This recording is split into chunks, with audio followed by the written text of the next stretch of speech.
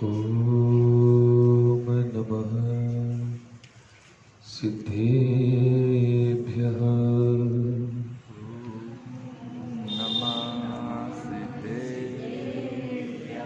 ॐ नमः सिद्धेभ्यः।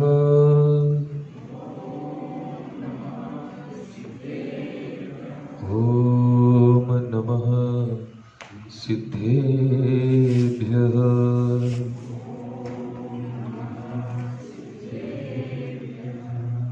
दयादमत्याग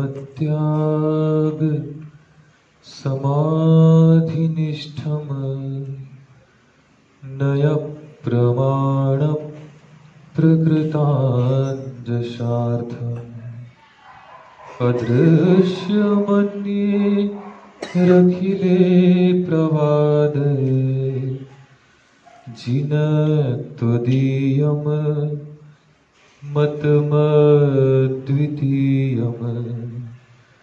जिनत्वदीयम् मतमद्वितीयम् पंक नहीं पंकज बनो मुक्ता बनो नसीब दीप बनो जलता रहो गुरु पद पद्म समीप।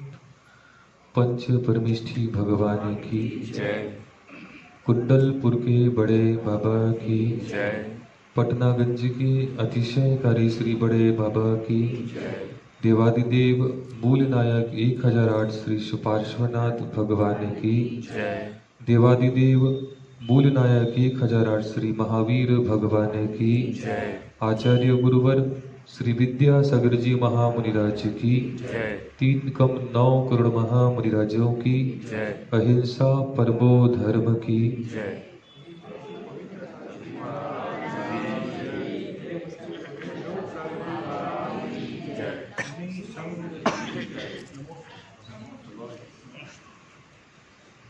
भव्यात्मा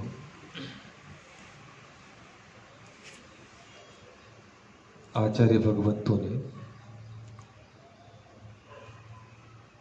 धर्म की अलग अलग परिभाषाएं दी है और उन परिभाषाओं में एक परिभाषा है कर्तव्यमेव धर्मः।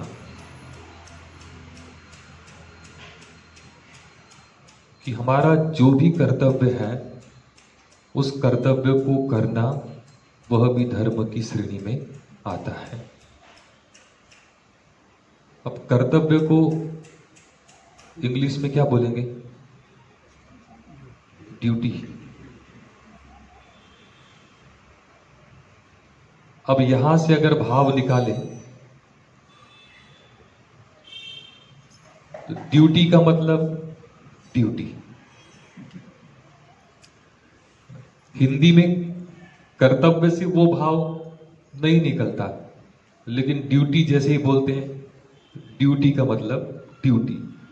अगर कहा गया है कि 8 बजे आपको पहुंचना है तो 8 बजे, ये ड्यूटी होती है जिसको हम कर्तव्य कहते हैं। आचार्य भगवंतों ने श्रमणों के लिए भी कर्तव्य बताए हैं तो श्रावक के लिए भी कर्तव्य बताए। श्रमण यथाशक्ति पूर्ण रूप से अपने मूल गुणों का पालन करते हैं और अपने कर्तव्यों का पालन करते हैं।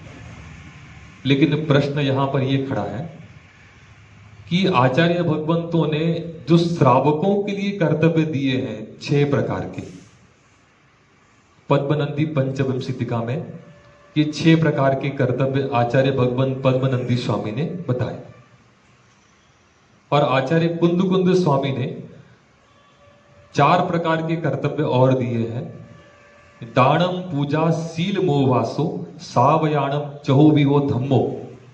यहां पर उन्होंने कर्तव्य शब्द नहीं लिया, वहां उन्होंने धम्मो मतलब ये धर्म है। कौन कौन से? दान है, पूजा है, सील है और उपवास है। ये 4 प्रकार के धर्म या कर्तव्य आचार्य भगवंत ने श्रावकों के लिए बताए। अब प्रश्न यहां खड़ा है, हमारे जो कर्तव्य हैं हम अपने कर्तव्यों का पालन कर रहे हैं, जो भी श्रवण है साधक है, लेकिन प्रश्न तो यहां खड़ा है कि जो श्रावक यहां बैठे हैं, आपके जो 6 या 4 कर्तव्य बताए हैं उसमें पूरे कर्तव्य आपके होते हैं क्या? बताओ मुझे। नहीं होते ना। कोई देव पूजा करता है, कोई मात्र अभिषेक से ही अपना काम चला लेता है, किसी को दान में रुचि है, किसी को स्वाध्याय में रुचि है, सबको अलग अलग रुचि है। लेकिन कर्तव्य यदि आपके 6 बताए हैं या आचार्य भगवंतों ने 4 बताए हैं, दान, पूजा, सील और उपवास, तो कर्तव्य का मतलब तो कर्तव्य है, पूरे होना चाहिए। जैसे आप प्रतिदिन पूजन करते हो, अभिषेक करते हो, वैसे ही आपका प्रतिदिन दान का भी नियम होना चाहिए, प्रतिदिन स्वाध्याय भी होना चाहिए। ये प्रतिदिन के कर्तव्य श्रावक के हैं, लेकिन उन कर्तव्यों का पालन हम कितनी निष्ठा और आस्था के साथ करते हैं, ये प्रश्न हमारे सामने खड़ा है। एक छोटी सी चर्चा कुछ प्रसंग वशात मैं कर रहा हूं। आचार्य भगवंतों ने जो 4 प्रकार के कर्तव्य बताए, दानम, पूजा, सील, मोवासो, और उसमें प्रथम है दान। अब प्रश्न हमारे सामने ये है कि हम दान कहें किसे? सामान्य भाषा में अगर कहा जाए तो दीयते दानम, जो भी दिया जाता है वह सब दान की श्रेणी में आ गया। सामान्य परिभाषा तो यही कहेगी। जैसे आपके द्वार पर कोई भिखारी आ गया और वो भूखा है, उसने कुछ आपसे मांगा तो आपने उसको दे दिया, सामान्य परिभाषा में तो वो दान हो गया। लेकिन नहीं, आचार्य भगवंत उमा स्वामी महाराज ने जो दान की परिभाषा दी है वो बहुत गंभीर और गहरी है। तत्वार सूत्र में दी है उन्होंने, अनुग्रहार्थम स्वस्याति सर्गो दानम। अनुग्रह के लिए अपनी जो वस्तु है उसको देना। लेकिन अनुग्रह किसका? स्वयं पर भी अनुग्रह और जिसको दिया जा रहा है उसके ऊपर भी अनुग्रह। अनुग्रह का मतलब उपकार। मतलब आपने जो दान दिया तो उसका मतलब इतना नहीं हुआ कि हमने जिसको दिया है उसके ऊपर उपकार कर रहे हैं। नहीं, आपने दिया है तो आपके ऊपर भी उपकार हो गया और जिसको दिया है उसके ऊपर तो उपकार है ही। इसलिए आचार्य भगवान ने जो सूत्र दिया है, अनुग्रहार्थम स्वस्याति सर्गो दानम, अनुग्रह के लिए मतलब स्वयं के अनुग्रह और पर के अनुग्रह, दोनों के ऊपर उपकार करने की जो भावना हो जाती है उसको आचार्य भगवंतों ने दान कहा। लेकिन कब? अपनी स्वयं की वस्तु का। आया समझ में? मतलब हमारे स्वयं के द्रव्य का, और स्वयं के द्रव्य का जो दिया जाता है वही दान की श्रेणी में आएगा। इसलिए आचार्य भगवंतों के कथन और उनकी भावनाओं को अपन लोग समझें।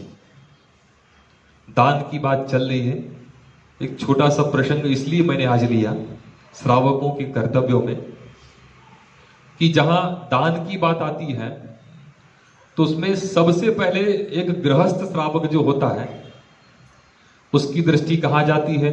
नगर में यदि साधु आ गए तो सबसे पहले उसकी भावनाएं कहां जुड़ती है? प्रथम दान से आहार दान। और आहार दान है तो उसके साथ औषधि दान तो जुड़ा ही है, आहार दान है तो उसके साथ अभय दान तो जुड़ा ही है, आहार दान है तो उसके साथ ज्ञान दान भी जुड़ा हुआ है।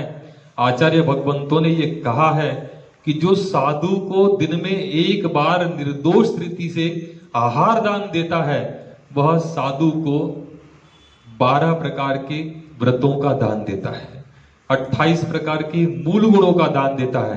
क्यों? शरीर माध्यम खलु धर्म साधनम, शरीर व धर्म का साधन है। और शरीर किस पर टिका है? वो आहार पर टिका है, उसके बिना उनका शरीर चल नहीं सकता। इसलिए शरीर को बनाए रखने के लिए, साधना के लिए, स्वाध्याय के लिए श्रावक जो दान देता है ना, उसकी बहुत बड़ी सहभागिता साधु के साथ जुड़ी होती है। बस इतना ही है कि वह निर्दोष रीति से होना चाहिए। आचार्य भगवंतों ने हमारे यहां श्रावकाचार ग्रंथ में आचार्य भगवंत समंत भद्र स्वामी ने एक श्लोक दिया है, वो बहुत अच्छा है। जैसे आप लोग दान की क्रिया को संपन्न करते हैं, तो वहां पर दान की क्रिया को संपन्न करते हुए सबसे पहले आपकी जो विधि होती है, जिसको आप लोग पड़गाहन बोलते हैं। ये पड़गाहन शब्द जो है ना, प्राकृत भाषा का शब्द है, मूल में संस्कृत में प्रतिग्रहण है, लेकिन वो परंपरा चल गई कि पड़गाहन शब्द प्राकृत भाषा का होने के बाद वह हमारे हिंदी की भाषा के साथ जुड़ गया।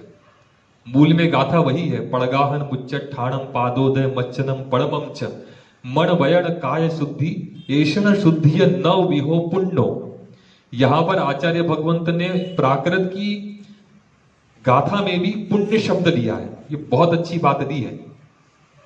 और उधर संस्कृत में श्रावकाचार में वहां भी आचार्य समंत भद्र स्वामी ने नव पुण्य ही प्रतिपत्ति शब्द गुण समाहितेन शुद्धेन अप्सुनारंभाणाम मार्याणाम विश्यति दानम, ये दान की परिभाषा वहां बताई। और दोनों जगह आचार्य भगवंत ने एक शब्द लिया है, नव पुण्य ही। मतलब जो आप पड़गाहन की विधि जिसे आप कहते हैं ना, ये पड़गाहन है, उसके बाद उच्चासन है, पाद प्रक्षालन है, पूजन है, शुद्धि है। तो ये जो 9 प्रकार की आप लोग जिसको पड़गाहन की विधि बोलते हैं, हमने जहां तक ग्रंथों का स्वाध्याय किया तो वहां कहीं भी पड़गाहन की विधि जो लिखी है, अपन जिसे नवदा भक्ति भी कहते हैं, उन्होंने कहीं भक्ति शब्द नहीं दिया। दोनों ही स्थानों पर आचार्य महाराज ने नव पुण्य ही, अर्थात 9 प्रकार से पुण्य के उपार्जन का साधन। ये बहुत गहरी बात है। यहां पर आप पड़गाहन कर रहे हैं, नवदा भक्ति के साथ जो क्रियाएं करते हैं, तो वो 9 प्रकार से पुण्य के उपार्जन का साधन आपको मिला है।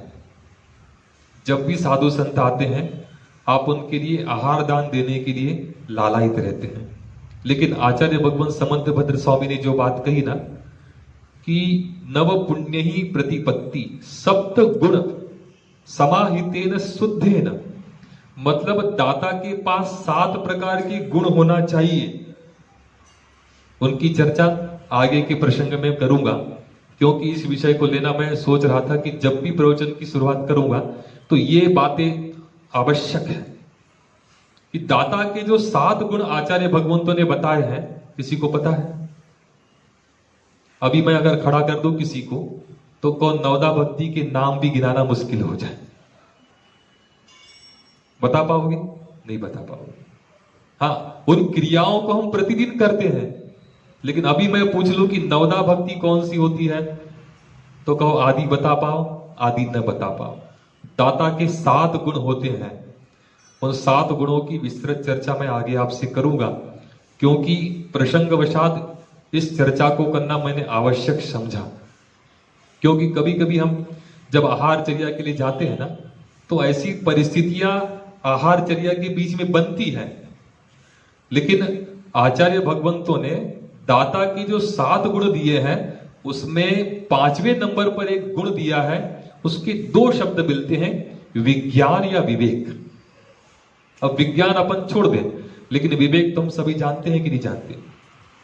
बस आचार्य महाराज ने एक बार बहुत अच्छा उदाहरण दिया था कि दाता के 7 गुण हैं।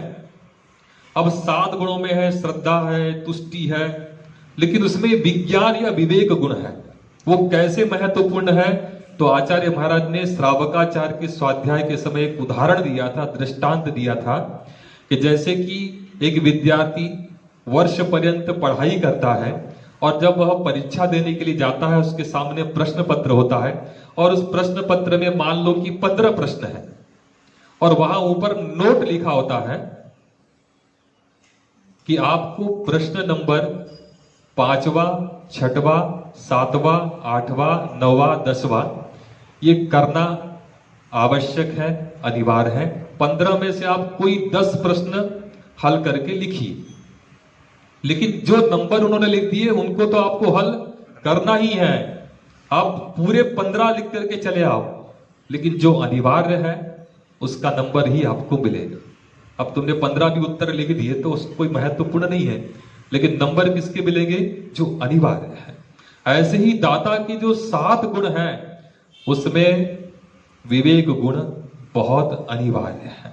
और बस होता यही है, मूक माटी में आचार्य महाराज ने लिखा है कि जिस समय आहार दान की क्रिया होती है तो उस प्रसंग में आचार्य महाराज ने मूक माटी में लिखा है कि भक्ति में हम सब कुछ खो सकते हैं लेकिन विवेक नहीं। और होता यही है कि हम उस समय भक्ति में बहुत रहते हैं लेकिन विवेक हमारा घर में कहीं मसाले के डब्बे में छोड़ाते हैं। होता है ना ऐसा? इसलिए मुझे आज वो प्रसंग लेना पड़ा, क्योंकि 3-4 दिनों से मेरे कान पे सूचना आ रही थी कि जैसे आहार दान के समय थोड़ी परिस्थितियां भी वर्तमान की अलग है, संक्रमण भी ज्यादा तेजी के साथ फैल रहा है।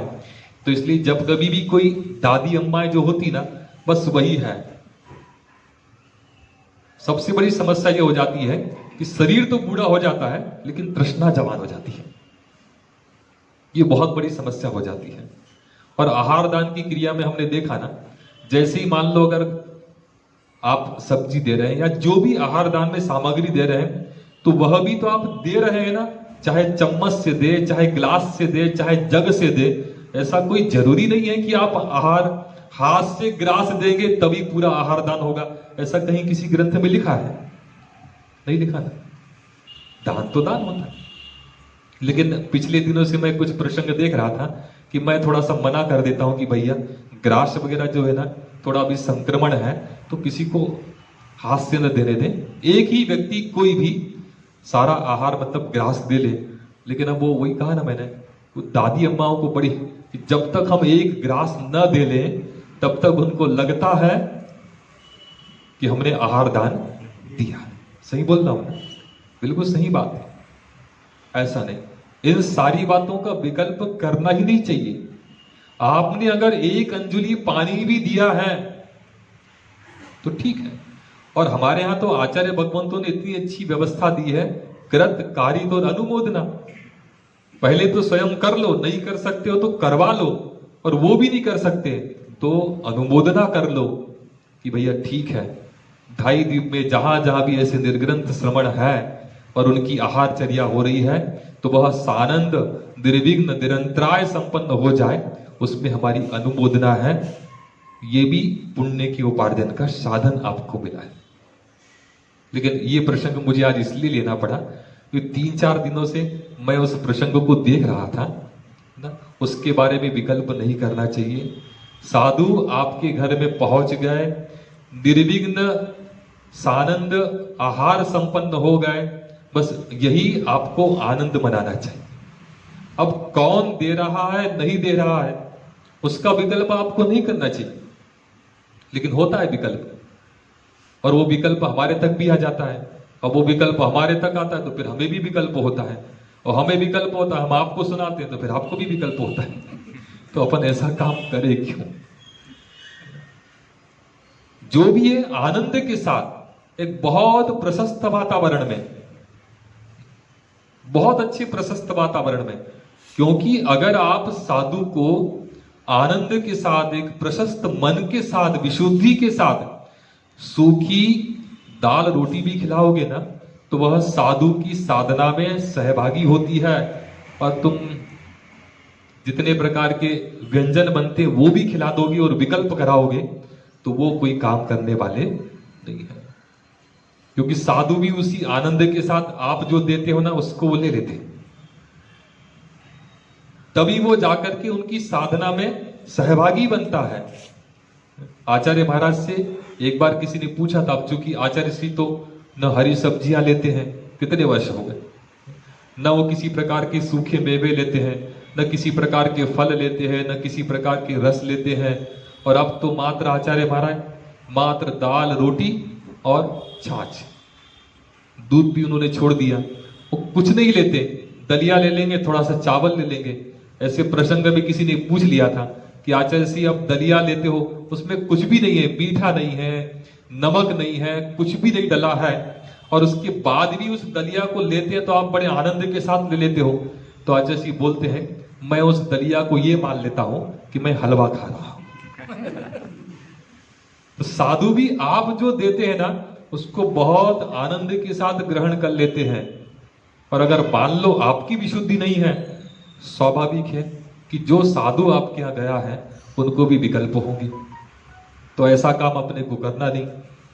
जो भी काम हम कर रहे हैं वह पुण्य की उपार्जन के लिए कर रहे हैं, और पुण्य की उपार्जन का साधन आचार्य भगवंतों ने आपको दिया है। और फिर हम लोग तो ऐसे हैं, वो हमारा तो सिद्धांत है कि जैसा आपका नियम लेने का त्याग है ऐसा ही हमारा नियम देने का त्याग है। हम तो पूछते तक नहीं है कि भैया आप मंदिर जाते हो कि नहीं जाते हो, रात्रि भोजन और बाकी सब बड़े बड़े नियम तो आप छोड़ दो, हम तो इतना भी नहीं पूछते कि आप मंदिर जाते हो कि नहीं जाते हो। हाँ, इतना नियम अभी जो मैं जरूर कर रहा हूं वो भी भूल जाता हूं। एक दिन याद रहता है, कल फिर भूल गया। अब मैं तो बोल नहीं सकता ना, अपने जो असिस्टेंट हैं उनको बता दिया कि भैया इतना पूछ लिया करो कि महाराज जी आपके यहाँ आए तो बस इतना सा है कि कम से कम दिन में एक बार महाराज जी के आपको दर्शन करने के लिए जाना है, बस इतना नियम। अब ये नियम तो कोई कठिन है नहीं, लेकिन डर ये लगता है कि महाराज जी के पास अपन गए तो फिर महाराज जी ने कोई दूसरा नियम तो नहीं पकड़ा दिया। इसलिए सबको खबर कर दो कि जैसा आपका नियम लेने का त्याग है वर्धा वालों का, ऐसा ही हमारा भी नियम देने का त्याग है। हम भी आपको नियम अभी तक नहीं दिए। 23 साल हो गए दीक्षा को, 23 साल में हमने किसी को नियम दिया ही नहीं आज तक। और तो और आश्चर्य की बात आपको लगेगी कि जब पिछी परिवर्तन होता है ना, तो जैसे नियम के फार्म निकलते हैं, लेकिन हमारा तरीका अलग है। हम तो कह देते हैं, सुनील भैया आप अपने नियम हमें लिख करके दे दो कि कितने नियम आप अपनी शक्ति के अनुसार भावनाओं से पालन कर सकते हो, हमें अच्छा लगेगा तो हम आपको दे देंगे। हम आपसे पूछते, हम नहीं नियम देते, पिछी में भी नियम नहीं देते हम आपसे पूछ लेंगे कि आप हमें नियम बता दो, हमें अच्छा लगेगा तो हम अपनी पिछी आपको दे देंगे। अब बताओ, इतने सीधे महाराज तुमको आज तक मिले? जितने महाराज जी होते हैं सब सीधे ही होते हैं, कोई टेढ़े नहीं होते। वो लोग तो तुम टेढ़े हो जाते हो तो तुमको सीधा करने के लिए हमको टेढ़ा होना पड़ता है, बाकी तो सब सीधे होते हैं। लेकिन इतना जो प्रसंग में मैंने आज संक्षेप में बात कही ना कि दान की क्रिया में, आहार दान के समय भैया आप बिल्कुल निर्विकल्प होकर के आप भी विकल्प न करें। जो भी हम दे रहे हैं ना वो उनके हाथ में तो जा रहा है ना। आप चम्मच से दे रहे हैं, गिलास से दे रहे हैं, जग से दे रहे हैं। आवश्यक नहीं है कि भैया आप रोटी का ग्रास देंगे तभी आहार पूर्ण होंगे, ऐसा कोई आवश्यक नहीं है ना। तो उसमें विकल्प नहीं करना चाहिए। लेकिन होता है जो थोड़े से उम्र में अधिक लोग हो जाते हैं ना, तो उनकी भावनाएं रहती है, मैं जानता हूं, लेकिन उनको ये विकल्प नहीं करना चाहिए, क्योंकि वर्तमान की परिस्थितियां कुछ ऐसी हैं। हर व्यक्ति मान लो ऐसा ग्रास देगा, संक्रमण की संभावनाएं भी हो जाती हैं। और आप कोई आहार दान के समय तो मात्र हाथ धो लेते, कोई सैनिटाइजर से हाथ तो धोते नहीं है ना, सादे पानी से हाथ धो लेते हैं। तो उसमें विकल्प नहीं करना चाहिए। जितना भी अपने को देने के लिए मिल रहा है ना, आप बड़े आनंद के साथ दो। और उसमें भी ये विकल्प नहीं करना चाहिए कि हम ये भी दे लें, ये भी दे लें, ये भी दे लें। अगर मान लो एक चीज भी आप पर्याप्त मात्रा में दे रहे हैं तो वो आपका दान ही है।